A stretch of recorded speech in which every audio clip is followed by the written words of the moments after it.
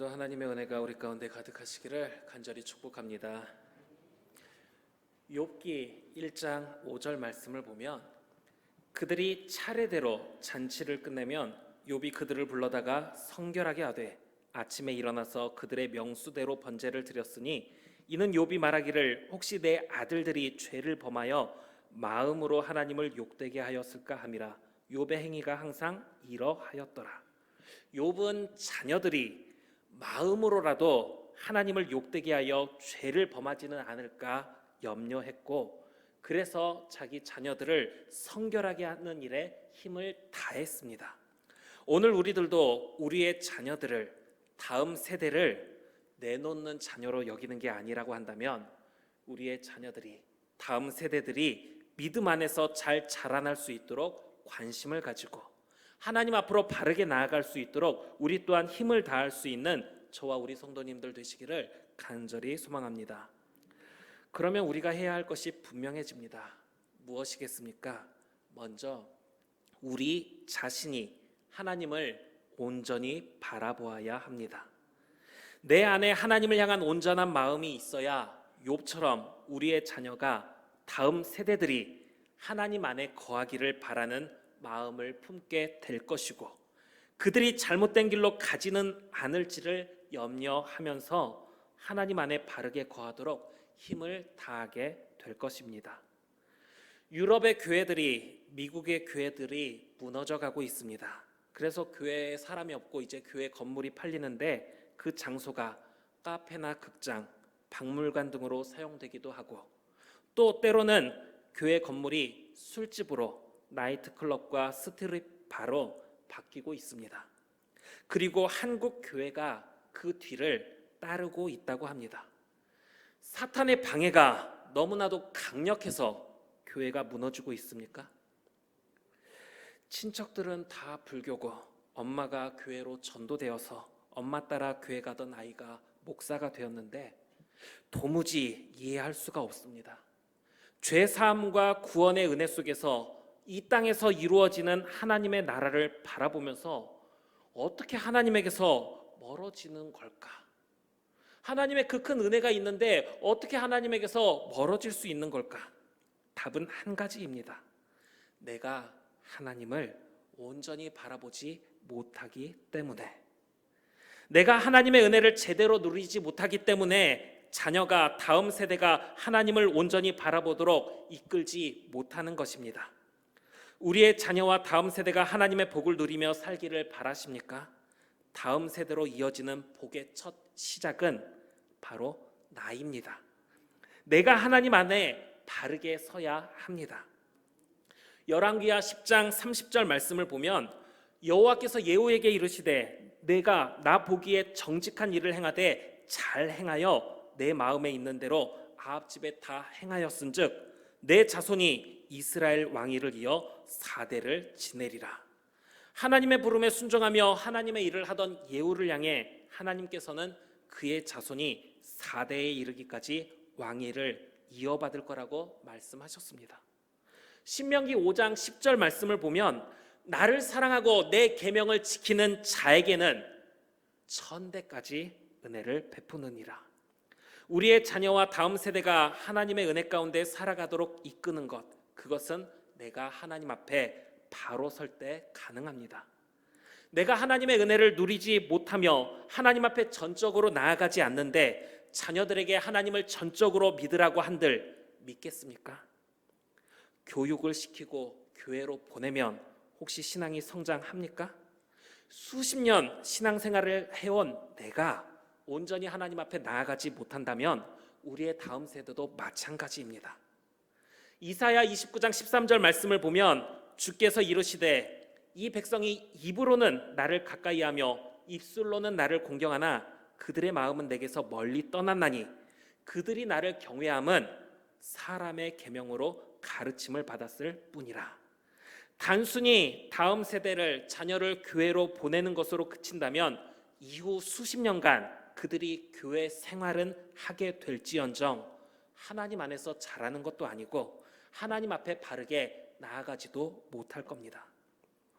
우리가 하나님을 온전히 바라보아야 하는데 우리의 마음이 오늘 어디를 향하고 있습니까?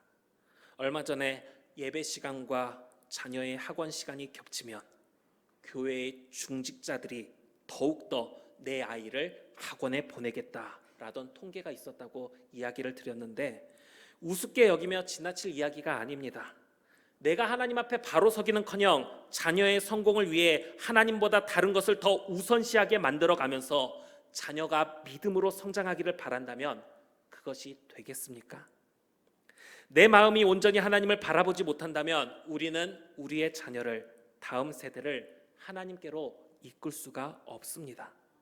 나부터가 지금 하나님보다 다른 곳에 마음이 가 있는데 하나님의 은혜가 크다 한들 이게 추상적으로 느껴지는 생각일 뿐 지금 당장 내 인생에 이로움을 주는 일에 내 마음이 가 있다고 한다면 우리의 자녀와 다음 세대는 어떻겠습니까? 우리와 똑같은 마음일 것입니다. 아무리 가르치고 교육한다 한들 그런 가르침과 교육을 받은 우리가 다른 곳에 우선순위를 두는 것처럼 그들도 마찬가지가 될 거라는 겁니다. 하나님이 아닌 다른 곳에 마음을 두게 되는 것이죠. 우리의 입으로 하나님이 필요 없다라고 말하는 사람은 없는데 우리의 행동이 하나님이 없어도 되는 것처럼 다른 것, 우리가 계획한 것들이 이루어지기만 한다면 그것으로 충분한 것처럼 생각하고 있지는 않는지 우리의 모습을 살펴야 하는 겁니다. 다윗은 하나님을 온전히 바라보았습니다. 열왕기상 9장 4절 말씀을 보면 하나님께서 솔로몬에게 다윗을 빗대어 내가 만일 내 아버지 다윗이 행함같이 마음을 온전히 하고 바르게 하여 내 앞에서 행하며 내가 내게 명령한 대로 온갖 일에 순종하며 내 법도와 율례를 지키면 다윗에게 약속한 대로 내 이스라엘의 왕위를 견고하게 하겠다 말씀하셨습니다. 다윗은 온전히 하나님을 바라보았습니다. 우리 또한 하나님께서 우리를 보실 때 온전하고 바른 마음으로 하나님 앞에 설 수 있게 되기를 간절히 바랍니다. 그리고 나서 다음 세대를 향해야 할 것입니다. 우리가 먼저 온전히 하나님을 바라보고 그 다음 세대를 향해 무엇을 하겠습니까? 다음 세대를 향해 닥달을 할까요? 채찍질을 할까요? 사랑을 심으면 사랑이 자랄 것 같으니 사랑을 심어줄까요? 우리 교회학교 교사들 세워놨으니까 아이들 잘 가르치라고 교사들 닥달 좀 할까요? 교사들이 말이야 신앙의 열정을 가지고 아이들 잘 이끌면 아이들이 믿음 안에 잘 자라날 건데 지금 뭐하고 있느냐고 닥달을 하면 혹시 교사들이 분발을 해가지고 아이들이 믿음 안에 성장하게 되겠습니까? 채찍질, 자녀들이 교회 빠지려고 하거나 지각할 때 혼을 낸다면 믿음으로 성장하게 될까요? 너 오늘 지각했다던데, 너 오늘 예배 시간에 집중 안 하고 딴짓했다던데 너 그렇게 하면 돼? 너 이번 주 용돈 없어 하고 뭐 강하게 막 밀어붙이고 한다면 혹시 믿음 안에서 바르게 성장하게 되겠습니까? 히스기야 시대 유월절을 성대히 지킬 때 자신을 깨끗하게 하지 않으므로 규례를 어긴 자들이 있었습니다. 하나님 앞에 자기를 깨끗하게 하고 나아가야 되는데 그 깨끗하게 하지 않고 그냥 하나님 앞에 나아가던 사람들이 있었습니다. 그래서 하나님 보시기에 악한 모습으로 하나님 앞에 서 있는 사람들이 있었는데 그때 히스기야가 그들을 위해 이렇게 기도했습니다.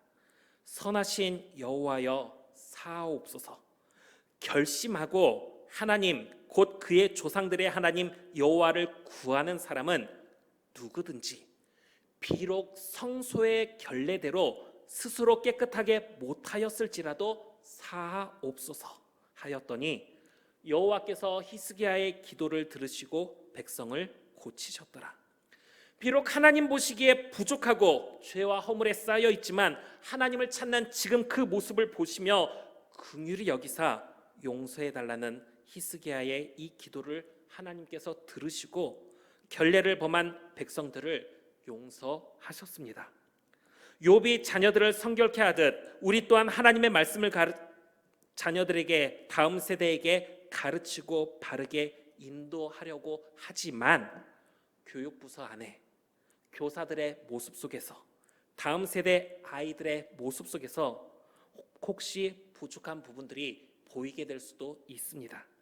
그때 그 부족한 부분들이 보일 때 하나님께서 용서하사 사랑으로 품어달라고 무엇을 기도를 할 수 있는 저와 우리 성도님들 되기를 바랍니다.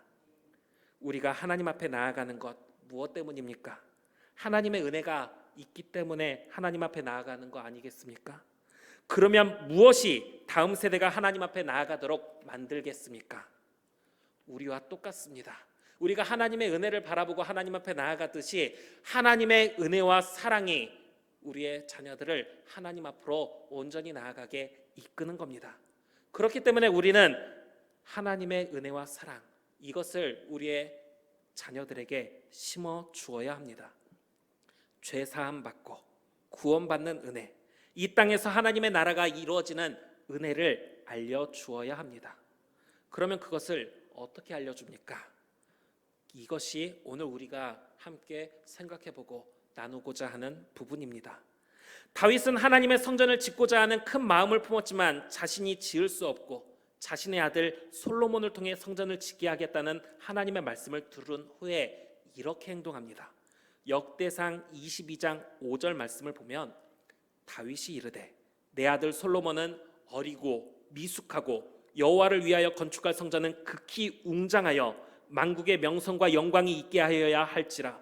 그러므로 내가 이제 그것을 위하여 준비하리라 하고 다윗이 죽기 전에 많이 준비하였더라.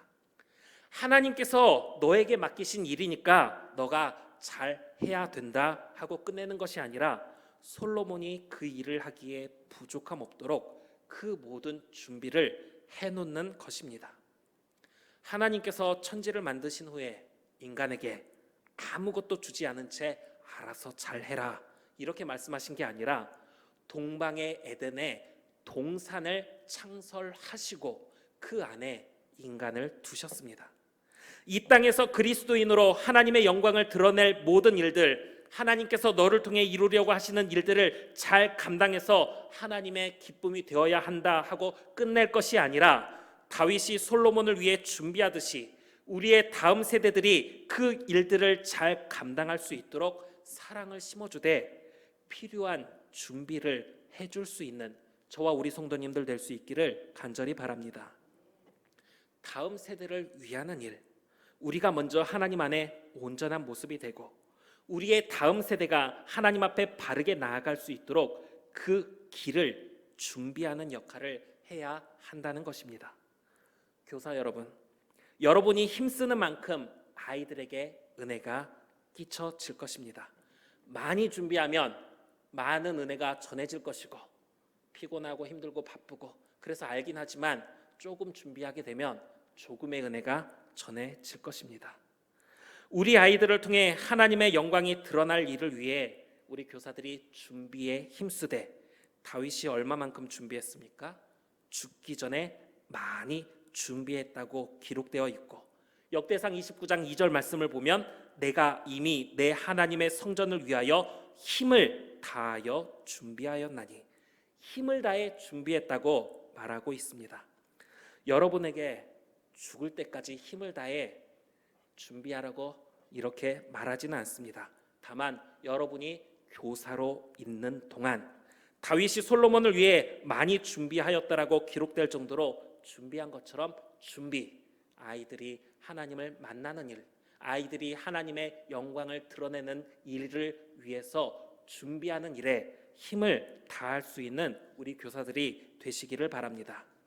부서마다 여름 성경학교와 수련회를 앞두고 있으니 잘 준비하여서 그 시간들을 통해서 하나님의 은혜가 우리의 다음 세대들과 우리 안에 가득하게 되기를 간절히 바랍니다. 오늘 봉독한 역대상 29장 1절 말씀을 보면 다윗 왕이 온 회중에게 이르되, 솔로몬이 건축을 할 수 있도록 준비를 하던 다윗이 온 회중에게 말하는 것입니다. 다윗이 온 회중을 향해 무슨 말을 합니까? 성전 건축의 중요성과 자신이 여러 가지 준비한 내용에 대하여 이야기하면서 역대상 29장 5절 중반부터 보면 오늘 누가 즐거이 손에 채워 여호와께 드리겠느냐 하는지라. 다윗이 왕이라고는 하지만 가진 게 없어서 성전 건축에 필요한 자재를 준비하려고 세금을 올리겠다고 이야기하는 것이겠습니까? 뭐 특별 세금이라도 걷겠다는 겁니까? 하나님을 섬기기 위한 자리로 지금 초청하고 있는 겁니다. 나 혼자 하나님을 위한 준비를 하고 나 혼자 복 받는 것이 아니라 함께 그 은혜를 누리는 자리로의 부름인 것입니다.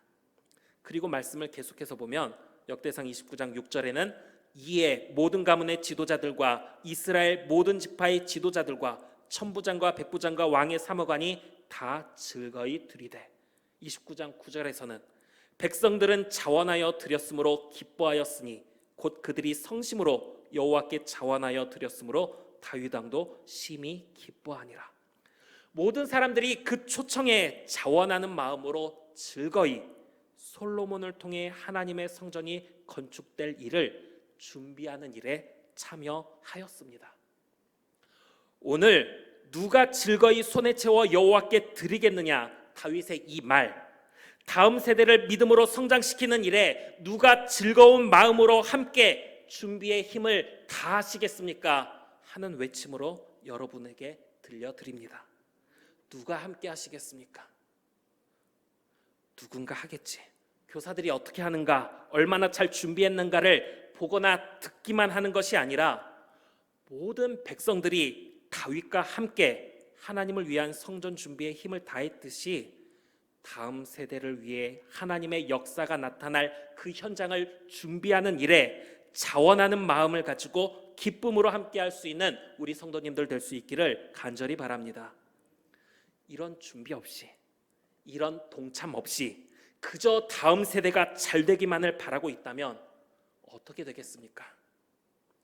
내가 생각하는 일, 내 마음에 끌리는 일에는 없는 시간도 만들어서 시간을 내고, 정작 하나님을 위한 일에는 이 시간, 저 시간 다 제외하고 남는 시간 정도로 하나님 앞에 나아가려고 한다면 우리 옛 말에 콩 심은 데 콩 나고 팥 심은 데 팥 난다고 했습니다.